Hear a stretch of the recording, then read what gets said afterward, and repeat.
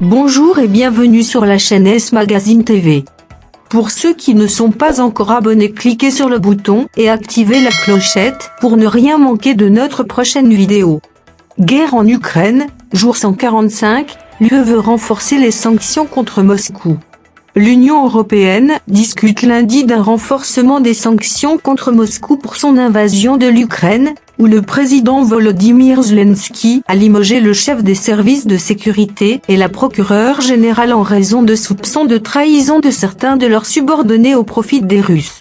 À son arrivée à la réunion à Bruxelles, le chef de la diplomatie européenne Josep Borrell a déclaré que la reprise des exportations de céréales depuis l'Ukraine était une question de vie ou de mort et qu'il avait espoir qu'un accord soit trouvé cette semaine pour débloquer le port d'Odessa. La vie de dizaines de milliers de personnes dépend de cet accord en train d'être négocié entre la Russie, l'Ukraine, la Turquie et les Nations Unies, qui vise à faire sortir par la mer Noire quelques 20 millions de tonnes de céréales bloquées dans des silos ukrainiens à cause de l'offensive russe, a-t-il expliqué.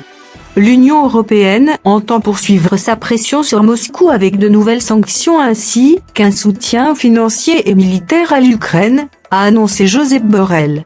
Les ministres européens des Affaires étrangères doivent se pencher sur deux propositions de la Commission européenne d'interdire les achats d'or à la Russie pour aligner les sanctions de l'UE sur celles de ses partenaires du G7, et d'inscrire de nouvelles personnalités russes sur la liste noire de l'UE.